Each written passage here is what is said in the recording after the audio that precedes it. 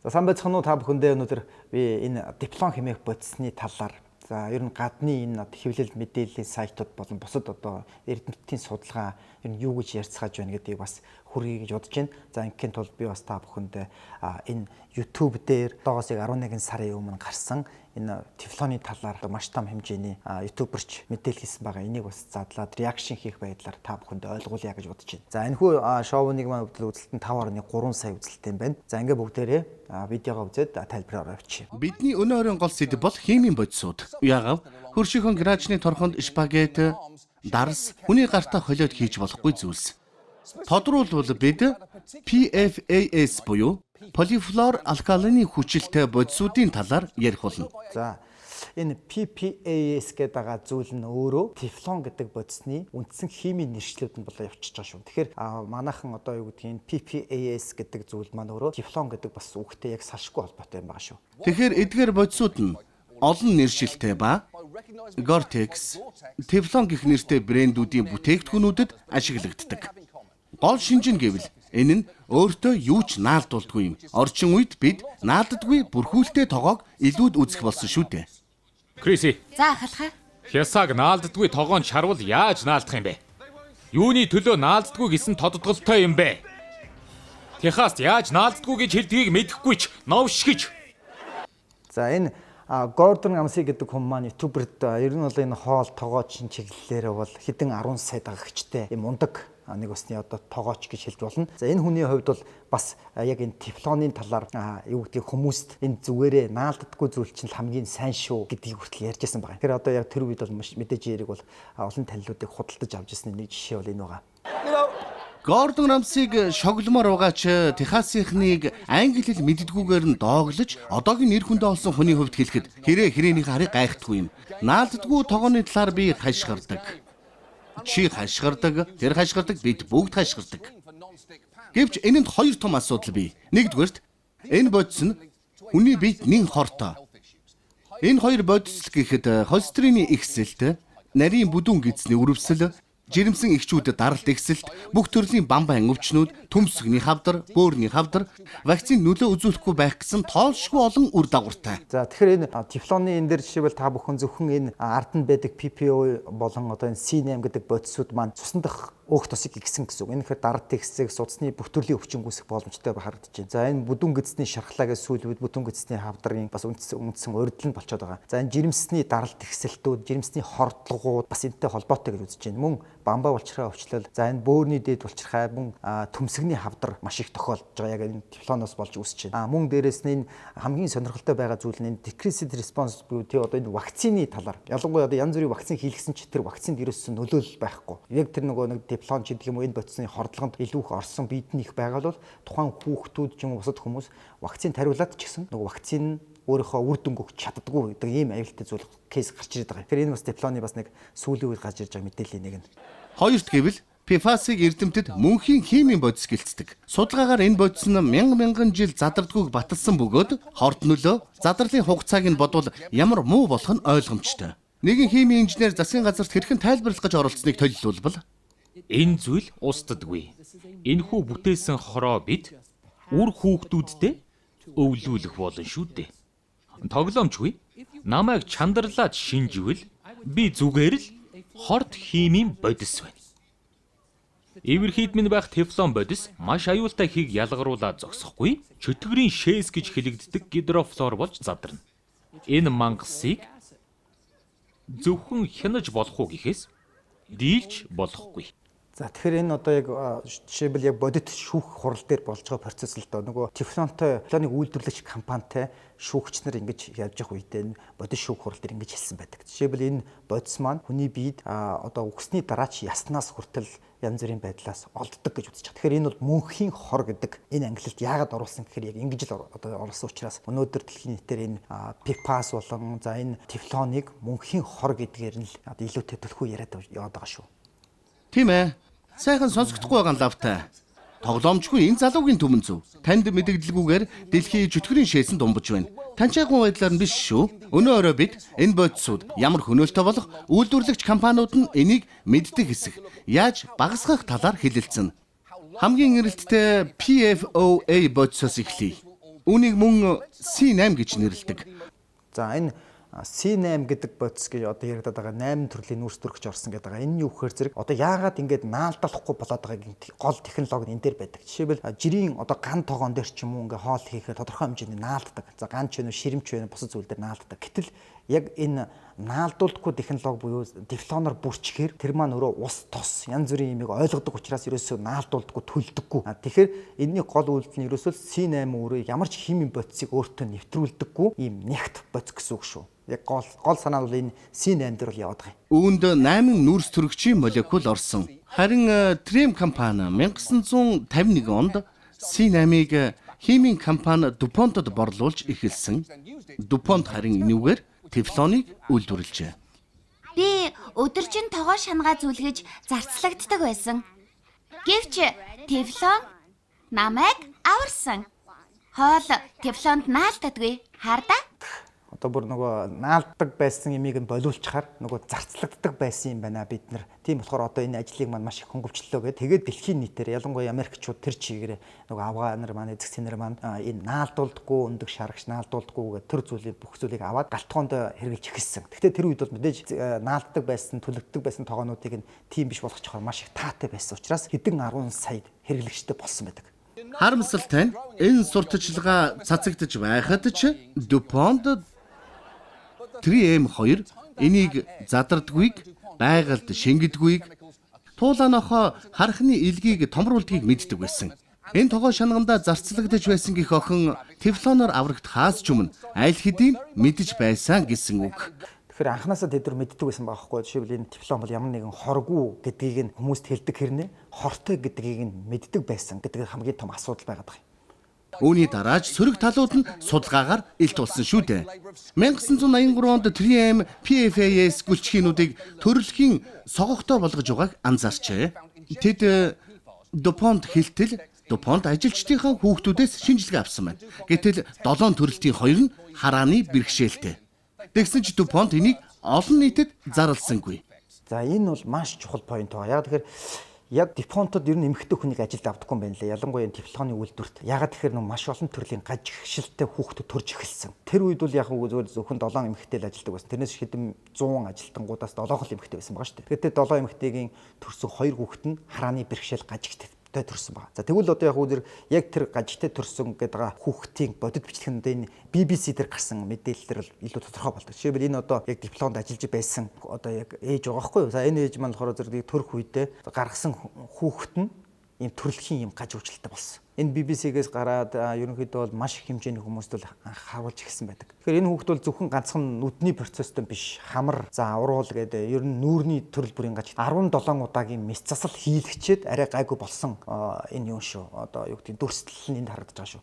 Тэгэхээр энэ бол одоо өөрөө яг жирэмсэн юм уу эмгтээчүүдэд энэ тефлон буюу энэ яригадаад байгаа наалдуулдаггүй гэж яригадаад байгаа бодис чинь маш аюултай гэдэг нь батлагдж байгаа. Одоо ер нь бол энэ тефлон үйлдвэрлэдэг компаниуд эмгтээ хүнийг ажилд авдаггүй. Одоо ч гэсэн авдаггүй. Энэ бас амжилттай том поинт байгаа. DuPont олон нийтэд мэдээлээгүй бөгөөд 1991 он гэхэд удаа дараа сэрэмжлүүлэг авсан ч үл тоосон байдаг аж. 3M DuPont-д C8-ыг ямар ч тохиолдолд бохирын суваг гол мөрөн рүү хийж болохгүй гэж сануулсан. Бичиг баримт нь яг энд байна. Үүнийг ус руу бүүхий. Гэвч эцсийн эцэстэд маш их C8-ийн хаягдлыг усан дасгаж эхэлсэн ба хичнээн ихийг сутгаснаач мэдхээ болсон аж. Хөөх, хортой химийн бодисууд бол зүгээр л нэг мартдаг зүйл биш шүү. 1993 онд DuPont-ийн тэмдэглэлд анх удаа хоруу чанар багтай бид маш богино хугацаанд үлддэг C8-ыг орлуулах боломжтой бодис гарч ирснийг харуулж байна. Гэхдээ эрсдэл нь хэтэрхий их байсан тул компани энийг эсэргүүцсэн. Тодорхойлбол тэдний орлогын эрсдэл тефлоны бүтээгдэхүүнүүдийн жилийн орлого нь ойролцоогоор $1 үнэтэй байдаг. Энэ нь корпорациуд зөвхөн хүний мөнгө сордог байшин болохыг дахин нэг баталж байна. Үүгээр ч зогсохгүй. DuPont тефлоны хэрэгцээг ихсгэхийг хичээж байлаа. 1994 оны энэхүү рекламд тэд C8-ыг эд шидийн зүйл болгосон байдаг. Тийм бол бүхэлдээ ид шид юм. Хүмүүс тефлоныг бодонгууд хайруулын тавг л боддог. Тефлон ганц зүйл биш. Тефлоныг модны гадаргуу дээр тавих нь хорхоо шавж мод руу авирахаас сэргийлж шавжнууд шууд модноос унах болно. Гинж тосолдог тефлон бол миний ундаг дугуйнд зориулж гаргасан бүтээл юм. Зөвхөн DuPont тефлоны хийдийг та мэднэ. Та тефлоныг хиймэл дагуулах даавуу арьсан дээрч ашиглаж болно. Та борооны хамгаалалттай савхин хөрөнгө сонссноо.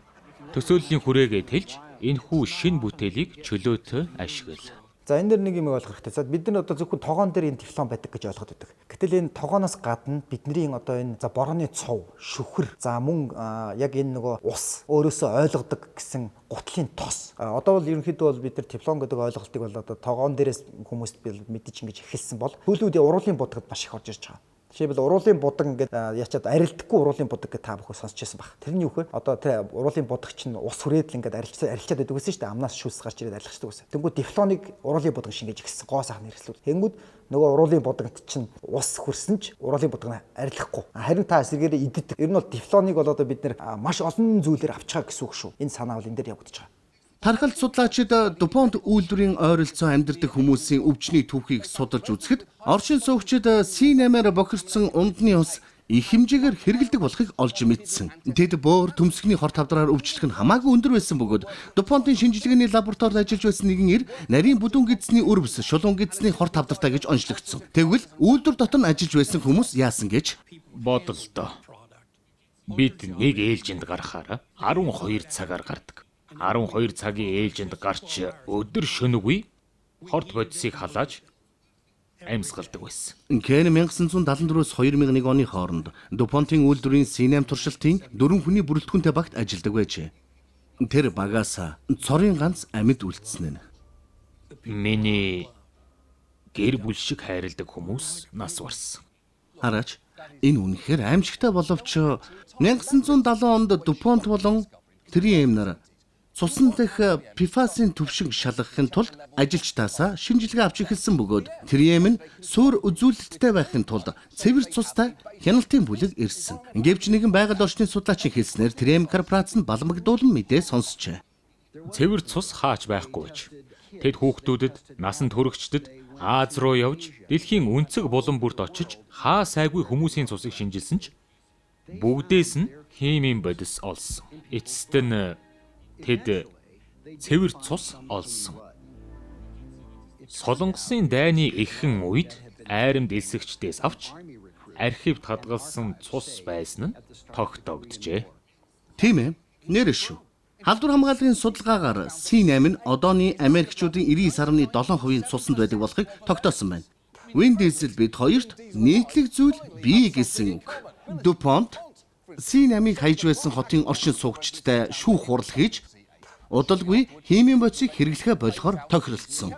Тийм ээ, тэд амлалтынхаа дагуу C8-ыг хэрэглэхэ болсон. Харин оронд нь Gen X гэх өөр төрлийн PFAS руу шилжиж үйлдвэрлэлийн үе шатаа мөн Chemours гэх компанид хүлээлгэн өгсөн. Тэд ямар нэгэн хуулийн хариуцлага тефлон шиг өөрсдөд нь наалдалгүй гулсаасай гэж тэгсэн үү? Хэн мэдхэвдэ? Би л биш. Одоо ингээд DuPont гэдэг үйлдвэр бол нэрээс хөөрхөн солиж байгаа хгүй цэвэрхэн. Хүн болгон DuPont-ыг муухай бузар за энэ Америкчуудыг хордуулсан, дэлхийг хордуулсан гэж тефлоныг үйлдвэрлэх гэсэн чинь л одоо нэрээ хөөрхөн тий DuPont гэдэг нэрээ жижигхэн одоо компани нэртэй болгож хувиргаал одоо өөрөөсөө зайлуулж байгаа хгүй. Тэгэнгүүтээ нөгөө тефлон гэдэгээс нэрийгээ Gen X гэд нэртэй болгочих. Gen X. Тэгээ тэр Gen X гэдэг нь яг үндэ бол ард түмэн одоо жидгийн бусад хүмүүс бид нэр сонсохороо чи тефлон биш юм Gen X гэдэг чинтэйгээ айгуун байна гэж ойлгож байгаа. Яг үндэ үгүй энэ бол зүгээр л хуурам мэхлэлт буюу одоо нэг усны хүмүүсийг мартагнуулаад тэгэл нөгөө талд нь гарч ирж байгаа. Жишээл Монголд нэг айгүй муу эмнэлэг байлаа гэж бодлоо тэг хүн амтай ард нэгэд муудлаа гэж утгад нэрээ өөрчлөөд өөр эмнэлэг бол гарч ирж байгаа асуудал хгүй. Яг доторх процессны адилхан байж байгаа гэсэн үг шүү. Энийг бол жирийн хүмүүс мэдэхгүй. Харин би юу мэдэх вэ гэвэл Chemours Gen X-ийг хамаагүй аюулгүй гэж хэлж байгаач эрдэмтэд Gen X бидний усан хангамжинд байгаа хэсэг талаар ихээхэн санаа зовдөг хэвээр байна. Миний бодлоор энэ химийн бодисууд бүгд сөрөг нөлөөтэй. Учир нь эдгээр бодисууд янз бүрийн төрлийн хор тавдар мөн өвчлөлийн их үүсвэрэн болоод байна. Бид эдгээр бодисууд өөр яадгийг мэдэхгүй байна шүү дээ. Эрдэмтэд биднээс хамаагүй мэдээлэлтэй байгаа тул бид тэднээс усны хангамж аюулгүй гэж үзэж байгаа эсхийг асуулаа. Үгүй ээ, би текилаг шууд залгидаг. Усыг лав тэгж чадахгүй байх. Нэх нааштай сонсогдохгүй байх чинь. Жирийн нэгэн эрдэмтэн гэрийнхээ усыг уухгүй гэж байвал бид сэрэмжлэх цаг болсны дохио байх л та. Өнөөдөр бид хитгэн хүний жишээ авч ярилцлаа шүү дээ. PFAS тэднээс хавь олон хүнд нөлөөлж байгаа. Энэ шин Gen X нь удалгүй хоруу чанараа үзүүлж эхэлбэл компаниуд зүгээр л өөр бодис олоод оролцох байх. Хинч миний хүүхдүүдийн цуснд баг зэрэг тефлон химийн бодис агуулдаг. Гэхдээ зүгээрээ гэж хэлэхгүй шүү дээ. Гэхдээ хэрэглэгчид тогоонд дуртай шүү дээ гэж тэд хэлж магадгүй. Тэглээгээд миний хүүхэд гэр бүлийг хордуулахад дуртай байна гэсэн үг биш. Яг тийм хүн бий л байх л да. Ядчил тэдний тогоо наалддаггүй юм да, тийм ээ. Уул нь бол энэ асуудал хов хүн бидэнд зөвхөн хамаарах ёсгүй. Учир нь PFAS нь ихэнх өргөн хэрэглээний бүтээгдэхүүн огт байх ёсгүй бөгөөд компаниуд бүгд сайн дураараа бараагаа үйлдвэрлэхээ зогсохгүй лавтаа тул бидэнд зохистой хууль тогтоомж хэрэгтэй байна. Зарим эмнэлгийн хэрэгсэл хамгаалтын хувцсанд л зөвшөөрч болох ёстой л доо. Гэхдээ түгээрч зогсохгүй бид файлуудыг одоогийн шиг нэг нэгээр нь зохицуулахын оронд тэдгээрийг зохицуулах арга барилаа бүрэн өөрчлөх хэрэгтэй. Зөвхөн C8 биш, PFAS-ын агуулмжтай химийн бодисыг бүгд нь хязгаарлах хэрэгтэй. Энэ нь BHA-д зөвхөн аль хэдийн ашиглагдаж байгаа файлуудыг төдийгүй Gen X гэх мэт бодисуудыг орлуулахад илүү үр дүнтэй зохицуулах боломжийг олгоно. Тийм арга хэмжээ авсан компаниуд ашгаа бодсоор л байвал бид тэднийг хүмүүжүүлэх хэрэгтэй баг. Зарц сурталчилгаагаар сургаж болох юм. Хим бол иж шид. Абракадабра буф. Бүх химийн хүмүүс тефлон хайруулын тавг, шарах хайруулын тавг, гөлгөр урт савааг л мөрөддөг. Тефлон бол ганц тогоо биш юм. Энэ бол мөнхийн өвчин бөгөөд дупонт хаан байна, тефлон тэнд байна. Миний аманд ойртоогүй байгаа биз? Миний ам руу юу орж байгаад би их анхаарал тавьдаг. Та энэ талаар мэдэж байгаа. Тийм эсвэл үгүй гэж хэлсэн үү? Модны гадаргууг тефлоноор бүрснээр шавж модонд авирахгүй. Харин нарийн бүдүүн гидсний өрөвслээр өвчилж мянган шавжуулж таны нүдний өмнө үхэх болно. Миний аманд ойртоогүй байгаа үстэй. Миний ам руу битгий камера явуулаад бай. Та нар энийг ердийн зураг авалт гэж хэлсэн биз дээ. Би дугууныхаа гинжинд тефлон хийсэн. Яагаад гэж юу? Учир нь би анхаг нойр гүйдэлтэй. Үхрийн өгзөгнөөс туссан өвчин байж магадгүй. Тэд хаа сайгүй байдаг. Миний дотор байгаа химийн бодисууд чиний дотор тэр байтугай таны хүүхдэд ч байдаг. Би таны хүүхдэд ямар нэг зүйл хийчихэд дараа нь усын хордуулна. Бибиди бабиди бүү. Усны дээд цэгийн бохирдол. Та хамгийн сүлд хизээ савхин хөрөм бөөрийн хорд хавдар үүсгдэг гэж сонссон бэ. Яаж төсөөлөн бодох чадвараа тэлэх вэ? Миний төсөөлөл одоо тэлж байна. Дэлхийг сөнөх бодис гаргацгаая. За энэ бол одоо ингээ аргаа бараад дэлхийн Холливуудын алдарт жүжигчнэр 90-ад оны нөгөө нэг Дюпонтой гаргаж ирсэн рекламыг нөгөө талаас нь яг тайлбарлаж хэлж байгаа байхгүй. Тэр үед бол хүмүүст айгуугаа тийм хоргүй зүгээр бүх юмд ашиглалаа бол ямар ч аюулгүй гэж ярьжсэн бол одоо ингээд хий нийтээрээ энэний эсрэг дуурж эхэлж байна. За энэ дээр бол бид нэр одоо юу гэдгийг одоо Холливуудын Dark Waters гэдэг маш олон том хэмжээний юм одоо кинонд хүртэл байдаг. Тэр киног хүртэл одоо устгаж бас ингээд дарж яадаг. Харин яаж одоо энэ ютуберч мундаг хүн энийг дуурж гаргаж ирсэн. Тэгээд магадгүй бас маш олон том юм сөрөг асуудалтай тулгарч байгаа. Яг үл энэ дэлхийн хэмжээний маш том хэмжээний бизнес учраас энэ дээр сөрөг талд дуурсан хүн болгоныг бол ингэж дардаг. Тэр ч гэсэндээ хөөрхөн жижигхэн бас дайралтууд бас тефлон аюулгүй хоргүй дуурхай юм чинь ярьжсэн буруу зүйл гэсэн юм бол орж ирж байсан. Гэтэ яг хөө зөвхөн эхний ээлжинд бол би монголчуудыг за хүн тефлоноор бүрсэн тэр тогоо шанага будаа агшаагч гэдэг юм уу эдгээрүүдийгээ солиод гам болгоё гэдгийг бол уриалж ирсэн. За одоо цаашдаа би яг хөө зэрэг тефлоноор бусад төрлийн бидний хүнс аюулгүй байдал ус бусад зүйлд яаж хорцсон байна гэдэг талаар нь бас төлхөө явах болно. За мэдээж яриг бол хамгийн их өргөн ашиглаж байсан тэр тогоон төр болиулаад ган гэдэг имийг хэрэглүүлдэг болчлоо. За ганцхан энэ Аю брендийн ган тогоо гэдэг зүйлийг бас хүмүүсийг 100% яав гэж байгаа юм биш. Маш олон хүмүүс өөр төрлийн ган тогоо бусад зүйлүүдийг бол авч хэрэглэж байна. За бас сайхан бас мэдээ харахад бол наран тул дээр нөгөө тефлонтой тогоо зардаг байсан хүмүүс энэ муу юм байна лээ гэд өөр төрлийн арай нэг жоохон тиймхүү ган тогоонуудыг хүмүүс зарж ийн гэсэн юм хүртэл гарсан. Тэгэхээр яг тодорхой хэмжээгээр бид нэр одоо ихний ээлжинд энэ тогоон дээр лон бол энэ бусад зүйлүүд маань одоо буруу юм байна гэдгийг ойлгосон. Одоо дараачийн төвшинлүү дараачийн байдлаар бид нэр тефлоныг судлах за ажиллагаанд ороо явж байгаа шүү гэдгийг бас та бүхэнд хэлмээр байна. За тэгээд эрүүл энхийг та бүхэндээ хүсье. Тэгээ ер нь бол интернетээр маш олон төрлийн шинэ мэдээллүүд байгаа учраас энийг та бүхэн бас орж харж бас судалж үзээрэй хэлмээр байна. За анхаарлаа баярлалаа.